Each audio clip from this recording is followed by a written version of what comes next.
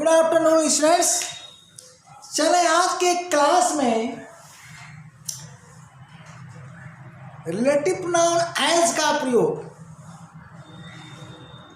हम पढ़ते हैं।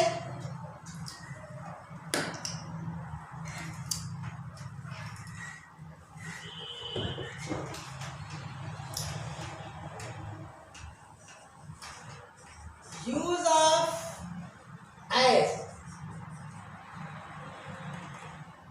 अब देखिए हम दो बार लिखेंगे, जैसे लिखते थे ना कि use of which as a relative pronoun, इसलिए इसको हम कैपिटल कर देते हैं और सिंगल इनवर्टेड कॉमा से बंद करते हैं। फिर यहाँ लिखते हैं यूज ऑफ एज, ठीक ना, और रिलेटिव प्रोनाउन और रिलेटिव प्रोनाउन। एज का प्रयोग रिलेटिव प्रोनाउन के रूप में, ठीक। आवश्यकता है कि अगर एज का पार्ट्स ऑफ स्पीच आप डिक्शनरी में खोजोगे तो प्रोनाउन नहीं मिलेगा। जैसे दैट का मैंने बताया था कि दैट का पार्ट्स ऑफ स्पीच प्रोनाउन नहीं मिलेगा। एज जो है समान रूप से ये कंजक्शन का काम करता है, तो इसका पार्ट्स ऑफ स्पीच कंजक्शन ही मिलेगा, वो भी सबऑर्डिनेटिंग कंजक्शन का कार्य करता है।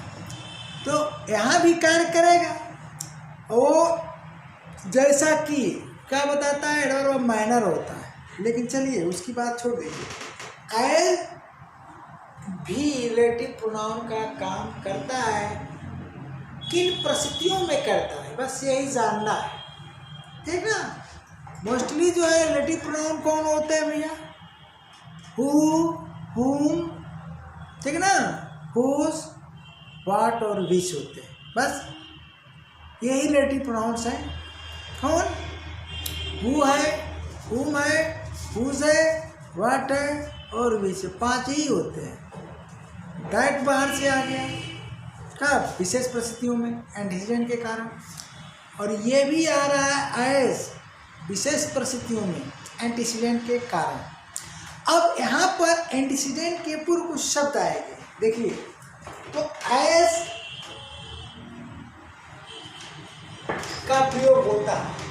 खास बात यह है कि पीछे की जो वीडियोस हैं आप पढ़ चुके हो, हु, हुम और विच, तो इसको समझने में कोई दिक्कत नहीं होगी। देखिए यहाँ पर जो है आर्टिकल एंटीसीडेंट का हम प्रयोग करते हैं।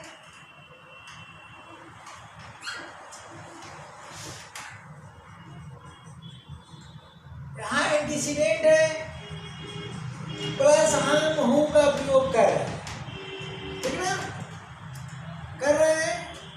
तो हूँ का प्रयोग तो भैया नॉमिनेटिव और ऑब्जेक्टिव दोनों में होता है, पढ़ चुके हो। अच्छा, और इसके लिए यूज फॉर ह्यूमन, उसके लिए यूज फॉर ह्यूमन, ओके। फिर इसी तरह से जो है आप एंटीसीडेंट प्लस हु का प्रयोग करते हो ऑब्जेक्टिव केस में, हम रिपीट करते रहे आपकी सुविधा के लिए। तो यूज फॉर का ह्यूमन, ओके। अब जो है एंटीसीडेंट हम चलिए लिख देते हैं, पूरा लिख देते हैं हमारी एंटीसीडेंट। देखिए एंटीसीडेंट और प्लस वीच, तो वीच का प्रयोग आप करते हो दोनों केस यहाँ होती है और आप प्रयोग करते हो यूज फॉर थिंग। भाई एनिमल वर्ड्स के लिए होगा, एनिमल वर्ड्स के लिए होता है ना। लेकिन एज का जब प्रयोग होगा तो हम एनिमल वर्ड्स की चर्चा नहीं करेंगे, हम यहाँ इसको पढ़ा है। एनिमल वर्ड्स के लिए तो होता है और थिंग के लिए, लेकिन एज की कंडीशन में, यानी एज का हम प्रयोग कब करेंगे, ऐसी परिस्थितियों में हम इसको बता रहे हैं। तो यहाँ पर हो जाएगा थिंग। कहने का मतलब जब हम हु का प्रयोग ह्यूमन के लिए, होम का प्रयोग ह्यूमन के लिए और विच का प्रयोग थिंग के लिए करते हैं, तो एक ऐसी क्या परिस्थिति आती है जहाँ पर इन तीनों शब्दों को हम रिप्लेस कर सकते हैं, किससे? एज से। तो जैसे हम एज से रिप्लेस करेंगे, केस वही बनेगी जो इनकी रहेगी। हु के स्थान पर करेंगे तो नॉमिनेटिव ऑब्जेक्टिव, हु के स्थान पर करेंगे तो ऑब्जेक्टिव, और विच के स्थान पर या तो नॉमिनेटिव या तो ऑब्जेक्टिव। अब वो कंडीशन क्या है, सिचुएशन क्या है, ठीक ना, ये जानना पड़ेगा। नहीं तो कंडीशन हो गया, यानी शर्त, सिचुएशन का मतलब परिस्थिति, तो वो होगी, देख लीजिए ये जो कंडीशन आती है, चार शब्द ऐसे हैं। चार शब्द कौन कौन है? एक है आपका सच, और इसके बाद दूसरा है सेम। लेकिन सेम हमेशा आर्टिकल द लेता है। क्या होता है? सेम क्या होता है? हमेशा आर्टिकल द लेता है, इसलिए द का प्रयोग आप करेंगे। इसके बाद आएगा आपका एस, मेनी, ध्यान दीजिएगा, या सो मेनी। क्या आएगा? सो मेनी, ठीक। उसके बाद आ जाएगा आपका एंटीसीडेंट, एंटीसीडेंट, ध्यान दीजिए। तो प्लस आप रिलेटिव प्रोनाउन, देखिए रिलेटिव प्रोनाउन है, ठीक ना, तो आप एज का प्रयोग करेंगे। क्या करेंगे? Plus as. अब एज, ठीक ना, किसके स्थान पर? किसके स्थान पर? एज का प्रयोग आप किसके स्थान पर? यहाँ हम लिख देते हैं यूज्ड, यानी एज हम लिख देते हैं किसके स्थान पर प्रयुक्त हो रहा है? Use in place of who, whom, which। तो which के स्थान पर प्रयुक्त होगा तो एनिमल बर्ड्स के लिए नहीं लेगा, एनिमल बर्ड्स के लिए किसके लिए लगेगा? थिंग के लिए लगेगा। हाँ, तो जनरली जो है विच के मामले में हो तो सकता है, जोड़ देते हैं, ऐसा नहीं होगा, हमारे ख्याल से हम देते हैं, एग्जाम्पल देते हैं, हो सकता है एनिमल बर्ड्स भी इसमें आ सकता है, एग्जाम्पल हमको ध्यान आ रहा है, लेकिन किताबों में वर्णन नहीं है, आ सकता है, ऐसा क्यों नहीं, हो सकता है, ठीक है। तो हम क्या करते हैं कि, और उसके बाद हम जोड़ देते हैं एनिमल, यानी कुछ नहीं, आपको इसका सोचना है बर्ड, ठीक है ना।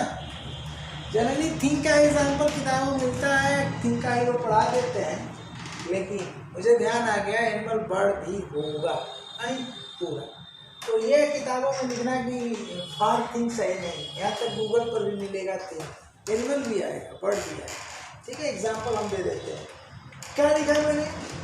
अगर सामान्य रूप से केवल ये एंटीसीडेंट प्रयुक्त होता है तो ये कंडीशंस रहेंगी, और मान लीजिए एंटीसीडेंट के पूर्व इन चारों शब्दों में से कोई एक शब्द प्रयुक्त होता है, कोई भी, तो आप हु, हुम, व्हिच का प्रयोग नहीं करेंगे, बल्कि एज का करेंगे। क्या लिख दिया? एज यूज्ड, यानी प्रयुक्त होता है, किया जाता है या किया गया है, जो भी आप समझ लीजिए, use in place of who, हुम, व्हिच। ये कंस्ट्रक्शन है, इसलिए यूज शब्द लिख दिया, यानी प्रयुक्त है। इसका मतलब आप एग्जाम्पल ले लीजिए, तो एग्जाम्पल से आपको समझ में आ जाएगा, तो ठीक है ना।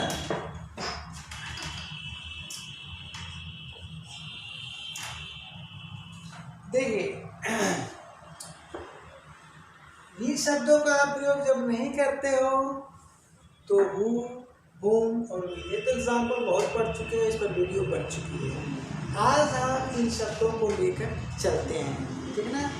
तो मैं सेंटेंस लिखता हूँ, आई डोंट लाइक, ठीक, ठीक ना। देखिए आई डोंट लाइक दी स्टूडेंट्स, अगर हम दी स्टूडेंट की केवल बात करते हैं तो इसका अर्थ हुआ मैं उस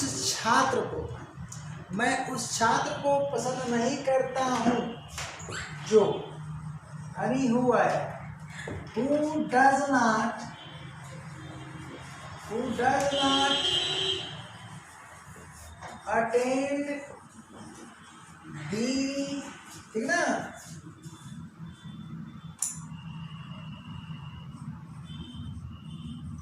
क्लास रेगुलरली, ये हुआ आपका रेगुलरली।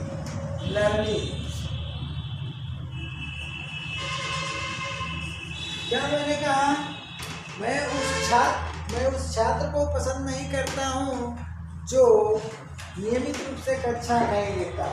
तो यहाँ पर जो स्टूडेंट हमारा है क्या बना, एंटीसीडेंट बना। क्या बना, एंटीसीडेंट बना, ठीक है। तो ह्यूमन है ये स्टूडेंट, क्या है, ह्यूमन है। तो इसके लिए हमने हु का प्रयोग कर दिया। केस हमारी हु की क्या है, नॉमिनेटिव है। अब इस सेंटेंस में थोड़ा सा अगर हम चेंजिंग कर दें, ठीक ना, तो वो चेंजिंग क्या हो सकती है, देखिए। तो इस द के स्थान पर हम क्या लगा देंगे, सच लगा देंगे। अब ध्यान देने वाली बात है कि सच जब हम लगाएंगे तो सच और सिंगुलर नंबर नाउन होता है और सच प्लस प्लूरल नंबर नाउन होता है, ठीक ना। तो हम इस सेंटेंस में क्या फेरबदल कर सकते हैं, सिर्फ सच लगा सकते हैं। तो जैसे हम यहाँ सच लगा देंगे, देखिए यहाँ पर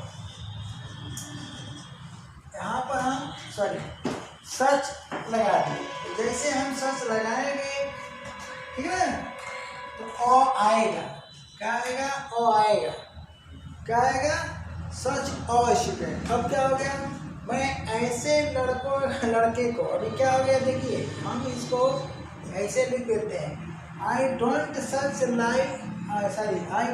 like such a student. Such ओ आ गया, सच और स्टूडेंट, कंडीशन क्या आ गई, ये देखिए, ठीक ना। और एंटीसीडेंट हमारा यहाँ है। अब यहाँ आर्टिकल के नियमानुसार अ लगेगा। तो आई don't like such a student. तो यहाँ पर हु के स्थान पर अब क्या हो जाएगा, एज हो जाएगा। हु के स्थान पर क्या हो गया, बोलिए, एज हो गया। और एज की केस क्या हो गई, नॉमिनेटिव। अर्थ में कोई अंतर नहीं, लिस्ट में पहले दिया था तो वहाँ लिखा था जो आविक जिसे, ठीक ना। इसका एक अर्थ और आएगा, जितना का उतना डाटा जितना, ये सेंटेंस पर निर्भर करता है। तो यहाँ क्या अर्थ हो गया, अर्थ में कोई अंतर आया, अगर अंतर आया है तो सिर्फ यहाँ पर आया। देखिए इस सेंटेंस का अर्थ है, मैं उस लड़के को, आर्टिकल दी है, आई don't like the student, stress पैदा कर रहा है। तो यहाँ पर आर्टिकल दी का प्रयोग हुआ है, दा का नहीं, ध्यान दीजिएगा प्रोसेशन पर। तो स्ट्रेस पैदा कर रहा, मैं उस छात्र को पसंद नहीं करता हूँ जो नियमित रूप से कक्षा नहीं लेता है, ठीक। अब चलिए, मैं ऐसे छात्र को पसंद नहीं करता हूँ जो नियमित रूप से कक्षा नहीं लेता है, ठीक ना। तो अब बाकी चीज़ें तो उतर जाएगी ना, बाकी चीज़ों में कोई डाट, उसके बाद यहाँ हम नोट करके डाट कर देते हैं, आप समझ लें, ठीक है, स्पेस नहीं है, बाकी उतर गए। अब ये ना, तो हु के स्थान पर क्या आया, एज। एज क्या हो गया, नॉमिनेटिव, ठीक।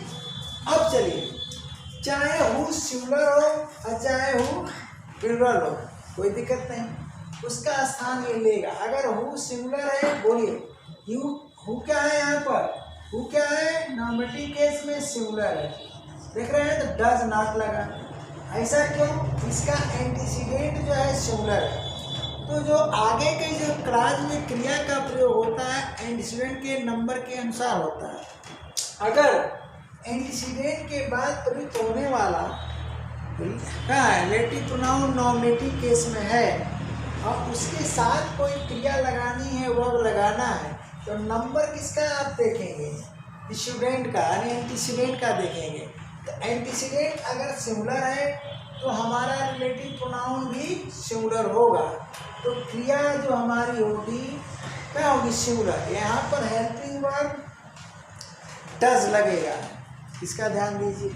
तो सेम चीज़ यहाँ भी आएगी, देखिए एज आया, स्टूडेंट हमारा एंटीसीडेंट है सिंगुलर, तो इसी के लिए नॉमिनेटिव केस में लग रहा है तो एज भी हो जाएगा सिंगुलर, एज हो जाएगा सिंगुलर, ठीक ना। अब यहाँ पर हो जाएगा डज सिंगुलर। यहाँ पर स्पार्टिंग को पूछा जाता है, ठीक है। अब हम दूसरा सेंटेंस देखते हैं, ठीक है, और इसको हम मिटा देते हैं क्योंकि तकलीफ होगी नीचे लिखने और आपको समझने और समझाने में, ठीक है। तो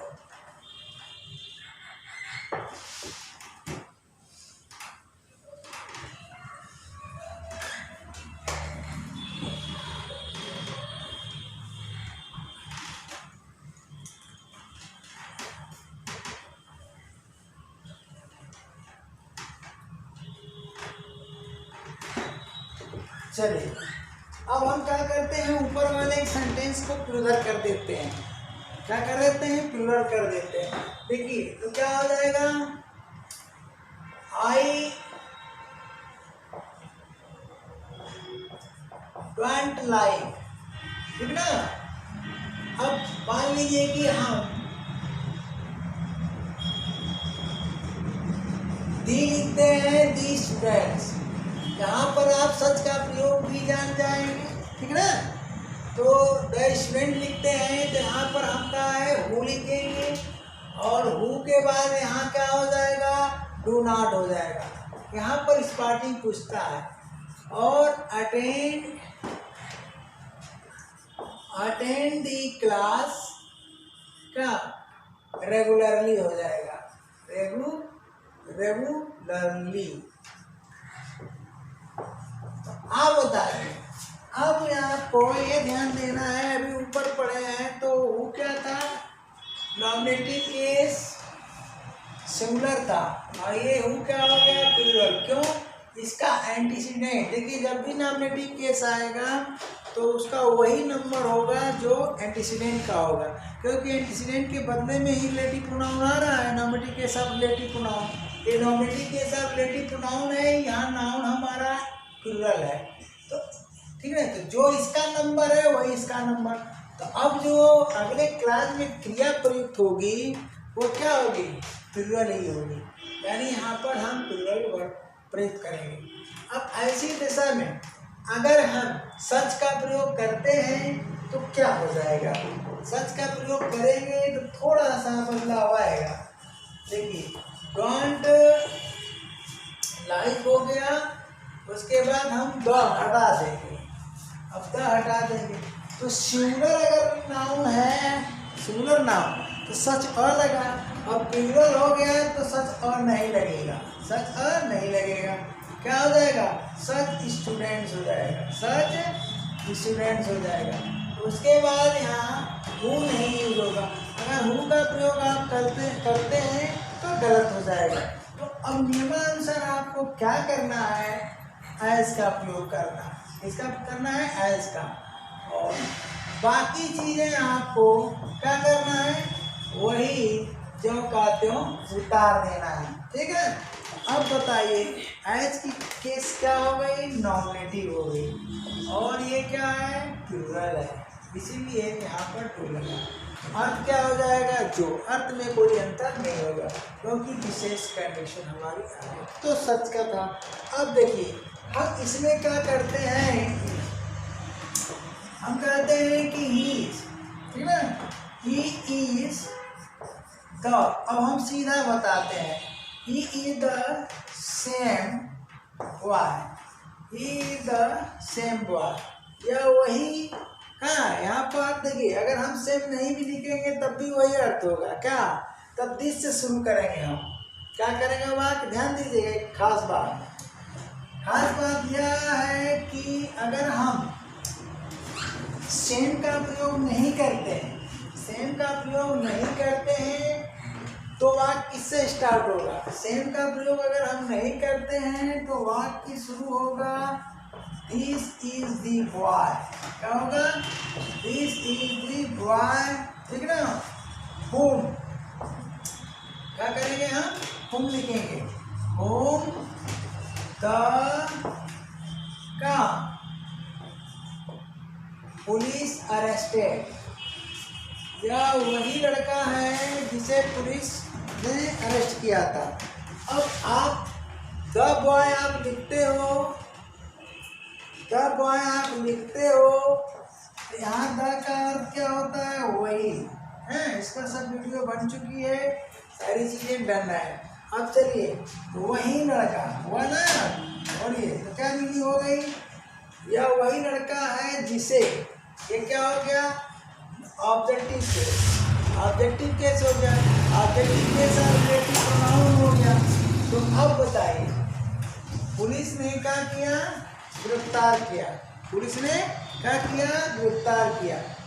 अब आगे देखिए, अगर हम इस सेंटेंस में सेम का प्रयोग करना चाहें तो दिस इससे, तब दिस से नहीं हम स्टार्ट करेंगे, तब सीधे सीधे ही से कर देंगे, ही इज द सेम कर देंगे, ये खास अंतर है।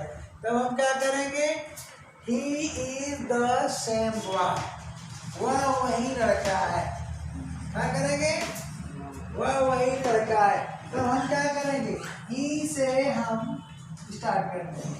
हालांकि देखिए, ठीक है ना, तो दिस से भी आप कर सकते हो, ऐसा नहीं है, कोई हार्ड रूल नहीं है, ठीक है ना, ऐसा हार्ड रूल नहीं है। तो this is the boy home, ठीक है ना, तो लेकिन अंतर नहीं होगा, अर्थ में कोई अंतर नहीं होगा, ठीक ना। तो क्या हो जाएगा, आप ही लगाओ चाहे दिस लगाओ, ठीक ना, वह वही लड़का है। ऐसा क्यों मैं कर रहा हूँ भाई, ये दोबारा आपके सामने आ रहा है, यहाँ भी दोबारा आपके सामने आ रहा है, पूर्व परिचित हो गए।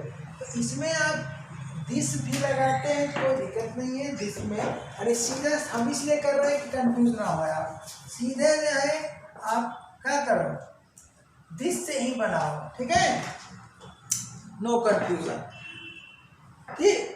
तो अब क्या करोगे, सेम अर्थ होगा, अर्थ में कोई अंतर नहीं होगा। अब इस होम की जगह हम किसका प्रयोग कर देंगे, एज का, है, एज का प्रयोग करके बाकी चीजों को हम उतार देंगे, बाकी चीजों को क्या किया, उतार दिया। ये देखिए, अर्थ में कोई अंतर नहीं आया, अर्थ में कोई अंतर नहीं आया। इसका क्या अर्थ है, यह वही लड़का है जिसे पुलिस ने गिरफ्तार किया था। यहाँ भी देखिए, यह वही लड़का, वही अर्थ है, द सेम। इसके लगने ना लगने से कोई फर्क नहीं है। फर्क किसका है, अर्थ में, अर्थ में कोई फर्क नहीं है, लेकिन कंजक्शन में फर्क पड़ गया। कंजक्शन ये ऑब्जेक्टिव, देखिए ऑब्जेक्टिव केस हो गया, हाँ, एज की दोनों केस हमने बताया था, लिस्ट जब दिया था। ये एज क्या हो गया, ऑब्जेक्टिव केस, किसके स्थान पर, होम के स्थान, ठीक है। अब चलिए हम आगे चलते हैं। अब आगे चलने में सारे एग्जाम्पल आपको हमको देना पड़ेगा ना।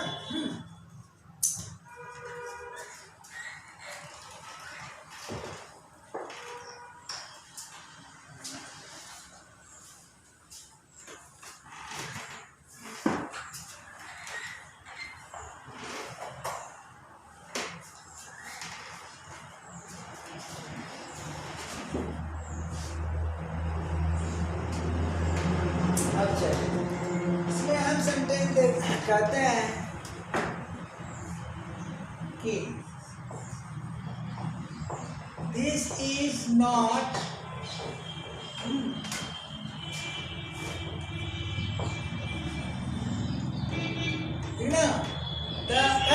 This is not the pen, the pen लगाते हैं, पहले क्या लगते हैं, दी पेन। यहाँ क्या जाएगा, bridge, Is I want by, या वह कलम नहीं है, या वह कलम नहीं है, ठीक ना, जिसे मैं खरीदना चाहता हूँ।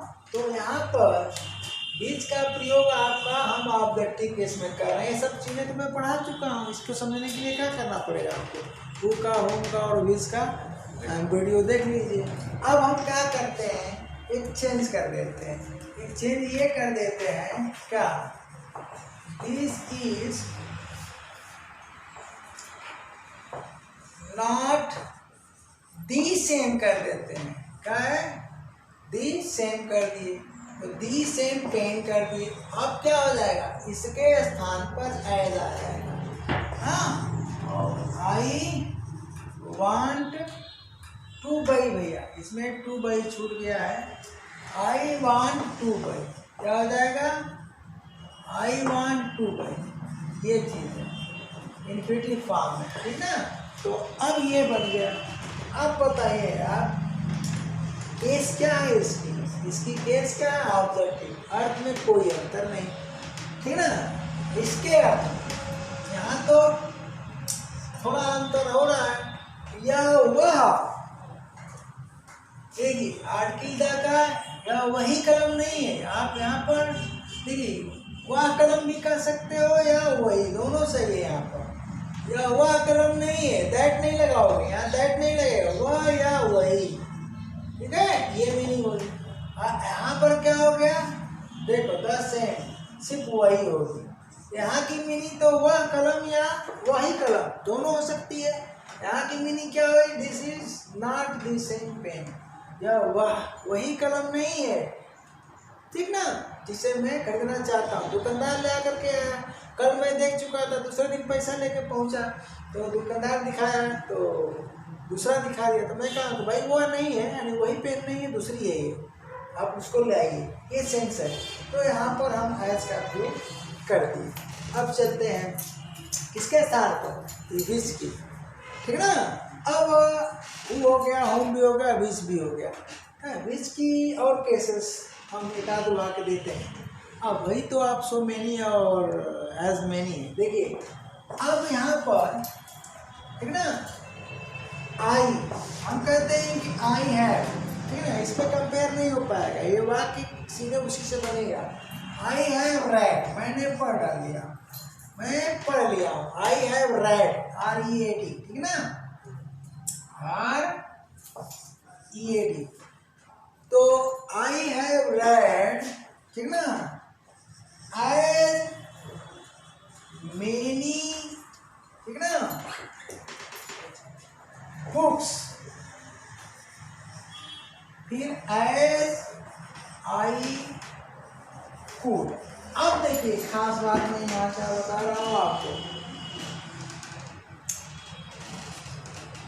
ये यहाँ से यहाँ तक आपका प्रिंसिपल क्लास होगा, क्या होगा, प्रिंसिपल क्लास होगा, और यहाँ से यहाँ तक आपका क्या होगा, डिफाइनिंग रिलेटिव क्लास होगा। ओके, तो यही कंजक्शन है आपका, सबऑर्डिनेट कंजक्शन यहाँ पर है, इसमें मत कंफ्यूज हो जाइएगा। ये एज जो है क्या होता है, एडवर्ब ऑफ डिग्री होता है, क्या होता है, ये एज क्या होता है, एडवर्ब ऑफ डिग्री, ठीक ना, एडवर्ब ऑफ, ठीक ना, डिग्री कहलाता है। अब एडवर्ब ऑफ डिग्री जो होता है या तो क्वांटिटी को बताता है या तो नंबर को बताता है। ये किसको बता रहा है, नंबर को बता रहा है। मैं उतनी किताबें पढ़ लिया हूँ जितनी पढ़ सकता हूँ, तो यहाँ पर इसका जो अर्थ हो गया उतनी, क्या हो गया, उतनी, ठीक है, और इसका अर्थ हो गया जितनी, ध्यान दीजिएगा, जितनी। तो थोड़ा सा है भाव बदल जाता है, जो जिसे नहीं रहता है सेंटेंस, इसके वजह से, एज मेनी की वजह से। अब लेकिन केस तो आपको बतानी पड़ेगी, ये आपका सब्जेक्ट लगा हुआ है, तो केस तो आपकी क्या होगी भैया, ऑब्जेक्टिव ही होगी। क्या होगी, केस, सब्जेक्ट लगा है तो इसकी केस क्या होगी, ऑब्जेक्टिव ही रहेगी, ठीक ना। तो ये चीज़ होता है। अब इस सेंटेंस को और करके, ठीक ना, ये लास्ट सेंटेंस है आपका, और करके आप दोबारा क्या करिए, लिख जाइए। तो यहाँ सो मेनी कर दीजिए, क्या कर दीजिए, सो मेनी कर दीजिए, उसके बाद यहाँ आप बुक्स कर दीजिए, फिर एज कर दीजिए, फिर आई कुड कर दीजिए, और फिर कोई अंतर नहीं आएगा। इसका मतलब ये हुआ कि एज आब्लिक सो मेनी, ठीक ना, ठीक, many dot dot dot dot as का पेयर के रूप में प्रयोग होता है। यहाँ का एज या सो, ध्यान दीजिएगा, बहुत अच्छी चीज बता रहा हूँ, है यहाँ जगह नहीं है, चलिए बता देता हूँ। मिटा के बता देता हूँ, 1 मिनट का समय और लगेगा तो आपको फायदा हो जाएगा कंजक्शन के बारे में जानकारी, ठीक ना। तो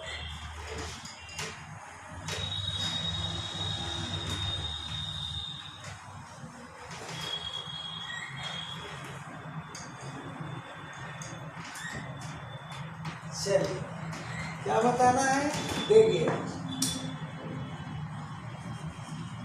एज, ओके, एज मेनी के साथ साथ एज आया है, ठीक ना, और फिर सो मेनी के साथ एज आया है। तो अब इसको हम ड्राफ्ट कर देते हैं, क्या करते हैं, ड्राफ्ट कर देते हैं। ये हो गया ड्राफ्ट। ये सारी चीज़ें आप सीख लीजिए, कंसेप्ट एक बार दिमाग में सेट हो गया तो जिंदगी में भूलता नहीं है। इसका मतलब ये बचा है डॉट डॉट है, फिर सो डॉट डॉट है, यानी और अर्थ में कोई अंतर नहीं, जितनी डॉट डॉट जितनी। तो इस तरह से एज डॉट डॉट सो और एज, ठीक ना, ये कोडेटिव कंजक्शंस होते हैं। क्या होता है, बोलिए, रिलेटिव कंजक्शंस होते हैं। क्या होते हैं, कंजक्शंस होते हैं। ये हमेशा पेयर में ही आते हैं। किसमें आते हैं, हमेशा पेयर में। एक कारण है कि विच को रिप्लेस कर दिया जा रहा है। किसको जी, विच को। किताब के लिए क्या है, विच आएगा, ठीक है। अब चलिए, तो यहाँ इसका प्रयोग और क्या हो जाता है, उतना डॉट डॉट जितना, ठीक ना। अब चलिए, मैं शुरू में कहा था कि थिंक के लिए, तो जनरली लोग थिंक के लिए पढ़ाते हैं और इसका विच का प्रयोग, और चर्चा का विषय है थिंक के लिए इस मामले में, एज के मामले में। बाकी तो एनिमल बर्ड्स के लिए होता है, लेकिन ऐसा नहीं है। मैं एग्जाम्पल दे करके सिद्ध कर दे रहा हूँ, एनिमल बर्ड्स के लिए भी होगा, ठीक ना। अब चलिए एनिमल बर्ड्स की बात करता हूँ।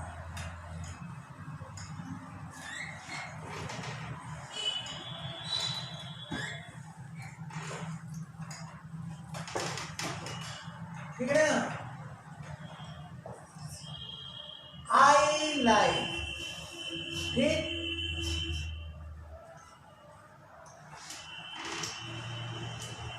आई लाइक सच, ठीक ना। और